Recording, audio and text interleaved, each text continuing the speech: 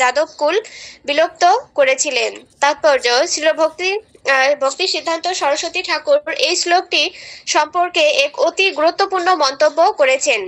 তিনি বলেছেন, পরমেশ্বর ভগবান শ্রীকৃষ্ণচন্দ্রের অভিলাষ আদি যেহেতু নিত্য সত্য হয়, তাই সমগ্র জগতেরই মহত্তম কল্যাণার্থে তিনি নিশ্চয়ই ব্রহ্ম সাপের ছলনায় তার নিজ পরিবারবর্গ ধ্বংস করেছিলেন। এই প্রসঙ্গে শ্রীকৃষ্ণ স্বয়ং তার নিজ ভক্তরূপে শ্রীচৈতন্য মহাপ্রভুর লীলা বিস্তার কালে অনুরূপ অভিব্যক্তি প্রকাশ করেন।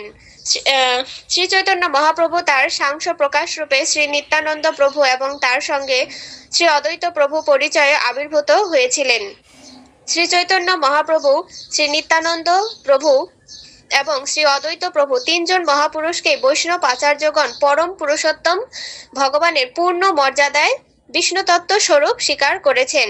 এই তিনজন ভগবৎ পুরুষ অনুধাবন করেছিলেন যে ভবিষ্যতে তাদের অনুগামীরা অনাবশ্যক গুরুত্ব লাভ করে গর্ব ঈপ্সিত হবে এবং তার ফলে তারা যথার্থ বৈষ্ণব গুরুবর্গ তথা শ্রী ভগবানের প্রতিভু স্বরূপ সকলের বিরুদ্ধে ঘোরতর অপরাধ করতে থাকবে। ভগবদ্গীতায় যেভাবে বলা হয়েছে মই বাংশ, সেই অনুযায়ী প্রত্যেক জীবই পরমেশ্বর ভগবানের অবিচ্ছেদ্য অংশ। প্রত্যেক জীবই মূলত শ্রী ভগবানের সন্তান। তা সত্ত্বেও ভগবান তার লীলা সম্পাদনের উদ্দেশ্যে অতি উত্তম যোগ্যতা সম্পন্ন কিছু জীবকে মনোনীত করে থাকেন, যারা তারই আপন আত্মীয় স্বজন রূপে জন্মগ্রহণের অনুমোদন লাভ করেন। কিন্তু শ্রী ভগবানের বংশধর হয়ে যে সমস্ত জীবকুল আবির্ভূত হন, তারা অবশ্যই সেই বংশ মর্যাদায় গর্বোদ্যত হয়ে উঠতে পারেন এবং তার ফলে সাধারণ মানুষদের কাছে তারা যে বিপুল মর্যাদা লাভ করেন তার অবমাননা করে থাকেন। এইভাবে ওই সমস্ত মানুষেরা কৃত্রিম আচরণের মাধ্যমে অনাবশ্যক মনোযোগ আকর্ষণ করলেও শ্রী ভগবানের শুদ্ধ ভক্তদের কাছে আত্মনিবেদনের মাধ্যমে পারমার্থিক উন্নতি সাধনের যথার্থ নীতি অনুসরণে মানুষকে বিভ্রান্ত করে থাকেন। ভগবদ্গীতার দ্বাদশ অধ্যায়ে শেষ 8টি শ্লোকে যে সকল শুদ্ধ ভক্তদের শ্রী ভগবান আচার্যবর্গ তথা মানব জাতির পারমার্থিক নেতারূপে কর্তব্য সম্পাদনের অধিকারী করেছেন, তাদের বর্ণনা দেয়া হয়েছে। পরোক্ষভাবে বলতে গেলে শ্রীকৃষ্ণের আপন পরিবার বর্গের মধ্যে শুধুমাত্র জন্মগ্রহণ করলেই পারমার্থিক গুরুদেব হয়ে ওঠার যোগ্যতা লাভ করা যায় না, যেহেতু ভগবদ্গীতা অনুসারে পিতা অহম অশ্ব জগত, প্রত্যেক জীবী নিত্যকাল শ্রী ভগবানের পরিবারভুক্ত। শ্রীকৃষ্ণ ভগবদ্গীতায় বলেছেন, সমহম সর্বভূতেষু ন মে দেশস্তি ন প্রিয়, আমি সকলের প্রতি সমভাবাপন্ন, কেউ আমার শত্রু নয় এবং কেউ আমার বিশেষ বন্ধু নয়। যদুবংশের মতো কোনো বিশেষ পরিবার গোষ্ঠীকে যদিও পরম পুরুষোত্তম ভগবানের একান্ত পরিবার পরিজন বলে মনে হতে পারে, তাহলেও তা বদ্ধ জীবদের আকৃষ্ট করবার উদ্দেশ্যে শ্রী ভগবানের লীলা বিস্তারের বিশেষ আয়োজন মাত্র। যখন শ্রীকৃষ্ণ অবতীর্ণ হন তখন তিনি সাধারণ মানুষের মতোই কাজ করেন, যাতে তার লীলা বৈচিত্র্যে জীবকুল আকৃষ্ট হয়। সুতরাং প্রত্যেক জীবী বস্তুত তার পরিবার গোষ্ঠীর সদস্য হলেও তিনি যদু বংশকে আপন পরিবার পরিজন রূপে অভিব্যক্ত করেছিলেন। অবশ্য পারমার্থিক ধ্যান জ্ঞানের মহত্তর নীতি সূত্রগুলি অনুধাবন না করার ফলে সাধারণ মানুষ সহজেই যথার্থ সদ্গুরুর প্রকৃত গুণাবলী বিস্মৃত হয়ে থাকে এবং তার পরিবর্তে শ্রী ভগবান তথা শ্রীমন মহাপ্রভুর পরিবারভুক্ত বলে পরিচিত যে কোনো মানুষ জন্মগ্রহণ করলেই তাকে অনাবশ্যক গুরুত্ব দিয়ে থাকে। শ্রী চৈতন্য মহাপ্রভু তাই কোনো সন্তানাদি না রেখে গিয়ে মানুষের যথার্থ পারমার্থিক চেতনা বিকাশের পথে এই ধরনের প্রতিবন্ধকতা পরিহার করে গেছেন। শ্রী চৈতন্য মহাপ্রভু দুবার বিবাহিত হলেও তিনি নিঃসন্তান ছিলেন।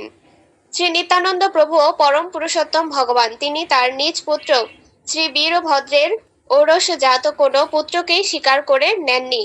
তেমনি শ্রী অদ্বৈত আচার্য প্রভুও তার পুত্রদের মধ্যে অচ্যুতানন্দ এবং অন্য দুজন ছাড়া অন্য সকল পুত্রদের ত্যাগ করেছিলেন। অদ্বৈত আচার্যের প্রধান বিশ্বস্ত পুত্র অচ্যুতানন্দের ঔরসে কোনো সন্তান ছিল না এবং শ্রী অদ্বৈত প্রভুর 6 পুত্রের মধ্যে অবশিষ্ট 3 জন ভগবত ভক্তি মার্গ থেকে বিচ্যুত হয়ে পড়ে, আর তাই ত্যায্য পুত্র রূপেই তারা পরিচিত হয়।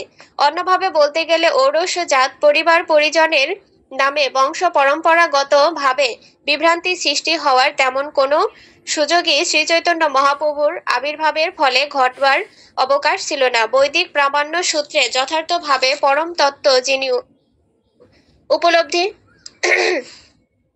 করেছেন তার পক্ষে স্মার্ত ভাবধারার বিরোধী ওরজাত বংশানুক্রমের ধারণাটির প্রতি আস্থা পোষণ করা যুক্তিসঙ্গত মনে হয় না। অন্যান্য বর্গ এই বিষয়টি সম্পর্কে তাদের নিজ নিজ পরিবার বর্গের মধ্যে দৃষ্টান্ত প্রদর্শন করেছেন। এই শ্রীমদ্ ভাগবত গ্রন্থ সম্ভারের শক্তিমান গ্রন্থকার আমাদের পরম আরাধ্য আপন গুরুদেব কৃষ্ণ কৃপা শ্রীমূর্তি শ্রীল অভয়চরণারবিন্দ ভক্তিবেদান্ত স্বামী প্রভুপাদ শুদ্ধ ভক্তকুলে জন্মগ্রহণ করেছিলেন এবং তার শৈশব থেকে শুদ্ধ ভগবত ভক্তির সকল প্রকার লক্ষণাদি তিনি স্বয়ং প্রদর্শন করেন। শ্রীল প্রভুপাদ অবশেষে পাশ্চাত্য দেশগুলিতে আসেন এবং সারা পৃথিবীতে কৃষ্ণ ভাবনামৃত আন্দোলন প্রতিষ্ঠার মাধ্যমে অভূতপূর্ব পারমার্থিক শক্তিমত্তা প্রদর্শন করেন। মাত্র কয়েক বছরের মধ্যেই তিনি বৈদিক দর্শন তত্ত্বের 50 খানিরও বেশি বৃহদাকার গ্রন্থরাজি অনুবাদ করেছিলেন।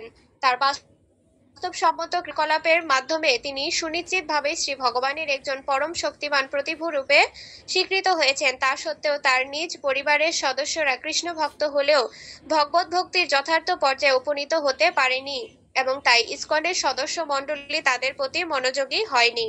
শ্রীল প্রভুপাদের নিকটতম পরিবার বর্গের সদস্যদের প্রতি সকল প্রকার শ্রদ্ধা ভক্তি নিবেদন করা আন্তর্জাতিক কৃষ্ণ ভাবনামৃত সংঘের সদস্যদের স্বাভাবিক প্রবণতা হতে পারত। কিন্তু যেহেতু শ্রীকৃষ্ণের ব্যবস্থাক্রমে এই সমস্ত পরিবার পরিজনেরা শুদ্ধ ভগবত ভক্তির স্তরে অবস্থিত হননি, তাই ইসকনের সদস্য মণ্ডলী তাদের প্রতি তেমন কোনোই আগ্রহ প্রদর্শন করেন না। কিন্তু তার পরিবর্তে যে সব মানুষ জন্মসূত্রে না হলেও পরম উন্নত বৈষ্ণবদের গুণাবলী যথার্থই বিকশিত করেন তাদের প্রতি শ্রদ্ধা নিবেদন করে থাকেন। পরোক্ষভাবে শ্রী ভগবানের আপন পরিবার গোষ্ঠীতে কিংবা কোনো আচার্যের পরিবারে, এমনকি সাধারণ কোনো বর্ধিষ্ণু বা বিদ্বান পরিবারে কেউ জন্মগ্রহণ করলেও শুধুমাত্র জন্মসূত্রে কোনো মানুষের পক্ষে শ্রদ্ধাভাজন হয়ে ওঠার যোগ্যতা লাভ হয় না।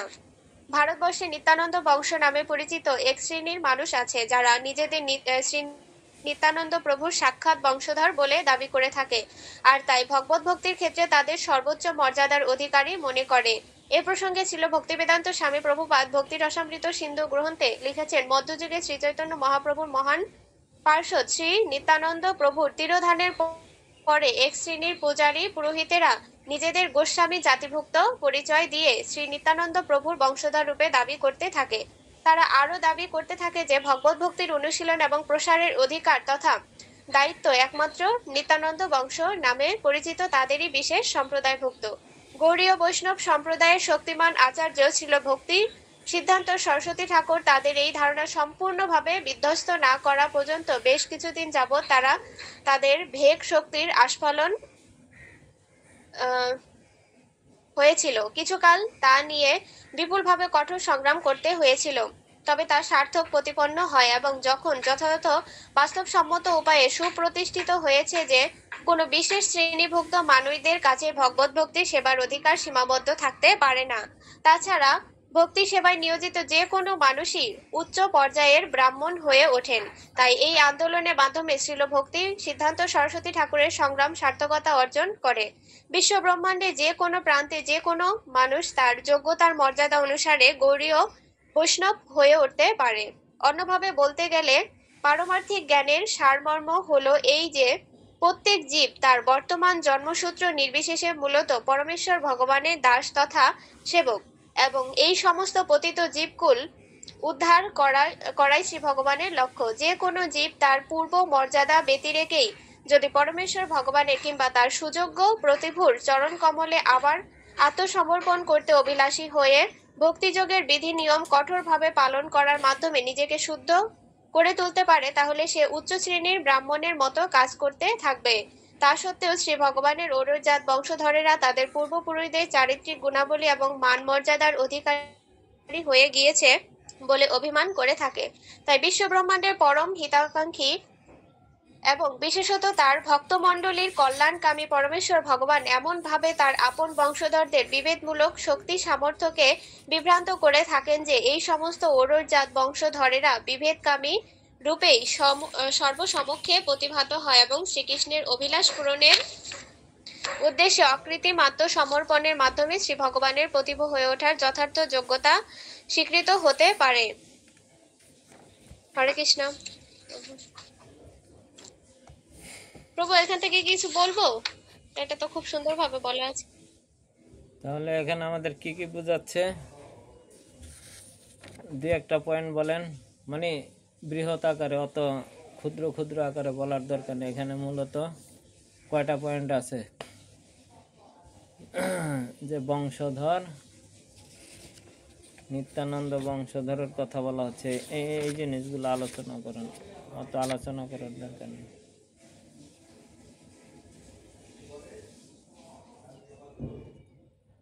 হরে কৃষ্ণ প্রভু। তো এখানে তো আমরা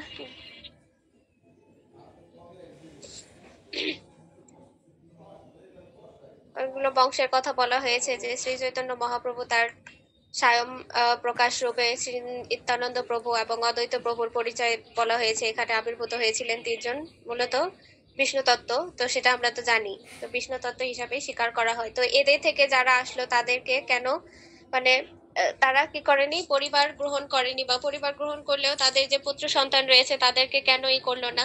তো তারা মূলত এখানে আমরা দেখতে পাই মেন মেন পয়েন্ট গুলো হচ্ছে কি, এখানে শুধুমাত্র আমাদের উচ্চ কুলে বা কোনো ধর্মীয় বা ধার্মিক কুলে, বা যেই কুলে কি আছে যে মহান কোনো ব্যক্তিবর্গ রয়েছে সেই কুলে শুধু জন্মগ্রহণ করলেই হবে না, আমাদের কি হতে হবে, সেরকম যারা মহান হয়েছেন তাদের অনুসারী হতে হবে, বা তাদের সমপর্যায়ভুক্ত হলেই শুধুমাত্র আমরা ওই কুলের, বা ব্রাহ্মণ বলুক বা যেই উচ্চতর কুলেরই হোক, ওরকম যদি হয় তাহলে সেটা পারমার্থিক উন্নতির দিকে যে যাচ্ছে, তো সেটা মেনে নেওয়া যাবে। কিন্তু যদি কেউ পারমার্থিক পথে না থাকে, শুধুমাত্র জাত বলেই বা কোন কুলে জন্মগ্রহণ করলো সেটাই দেখার বিষয় না, এটা হচ্ছে কর্ম, কর্ম কে কেমন করলো সেটা দেখে মূলত বিচার হবে। তো এটা আমরা আগেও অনেকবার পড়ে এসেছি যে কেউ ব্রাহ্মণ কুলে জন্মগ্রহণ করলে যে তাকে ব্রাহ্মণ বলা হবে এরকম নয়, তার মধ্যে ব্রাহ্মণতর যে গুণাবলী রয়েছে সেই গুণাবলীগুলো অবশ্যই থাকতে হবে। তো তাহলেই তাকে একজন ব্রাহ্মণ বলা যাবে। তো সেরকমই এখানে বলা হয়েছে যে, এখানে বলা হয় যে সেইজন এই যে শ্রী চৈতন্য মহাপ্রভুর যে অংশ প্রকাশ আমরা দেখলাম, শ্রী নিত্যানন্দ প্রভু এবং অদ্বৈত প্রভু, তো এদেরকে বিষ্ণু তত্ত্ব রূপে স্বীকার করা হয়। কিন্তু এদের এই তিনজন ব্যতি রেখে আরো যারা আছে তাদেরকে কিন্তু, বা এদের সন্তান সন্তানাদি যারা ছিল তাদেরকে কিন্তু এরকম ভগবান বলে কিন্তু জাহির করা যায় না। এবং আর এর পরিবর্তে যারা দেখা গেছে যে কি হয়, নিত্যানন্দ প্রভুর বংশধর বলে নিজেদেরকে দাবি করেছিল কিছু আচার্য না, সরি, তো কিছু গোস্বামী, বা নিজেদের গোস্বামী বলে এরকম জাতিভুক্ত পরিচয় দিয়েছিল কার, নিত্যানন্দ প্রভুর বংশ উদ্ভূত তারা এরকম দাবি করেছিল। কিন্তু এখানে আমরা দেখি শ্রীল ভক্তি সিদ্ধান্ত সরস্বতী ঠাকুর তাদেরকে কি করেছে, বিধ্বস্ত না করা পর্যন্ত তিনি মানে আন্দোলন চালিয়ে গেছেন। যেরকম বলা হয়েছে যে তারা তো কোনো এরকম নিত্যানন্দ প্রভুর মধ্যে যেই গুণাবলী গুলো ছিল তাদের মধ্যে তো সেই গুণাবলী নেই, তাহলে তারা কি করে এই সম্প্রদায়ের লোক হতে পারে, বা ওই নিত্যানন্দ বংশের লোক হতে পারে, বা বংশ মর্যাদা যাই থাকুক না কেন তাদের মূলত পরিচয় হলো তারা ধার্মিকতার দিক দিয়ে, বা তাদের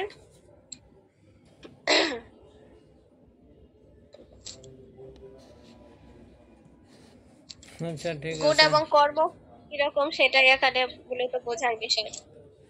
তো এখানে আমি বলছি যতটুকু, যে এখানে ভগবান এই যে তার বংশধরদের কি করতে চাচ্ছে, একেবারে মানে লীলা সমাপ্তি করবে। লীলা সমাপ্তি করার কারণে এখানে কি করতে হবে, দেখলো যে সবাই একটু খারাপ হয়ে যাচ্ছে, তখন ভগবান চিন্তা করলো একেবারে কিভাবে এই বংশ বিনাশ করা যায়। তাই এখানে ফার্স্টে বলছে যে বংশ কৃষ্ণে যতগুলো উৎপাদন করছে তারপরে যেন আর না হয়, হলেই কি সমস্যার সৃষ্টি হবে, আর এই সমস্যার সৃষ্টি হলে নানান ব্যবসা গজিয়ে বসবে। তো ভগবান এর জন্যই আগে কি করেছে, যদু বংশদের কি করছে, অভিশাপের মাধ্যমে একটা প্ল্যান করে অভিশাপের মাধ্যমে তাদেরকে কি করবে, নিধন করবে, শেষ।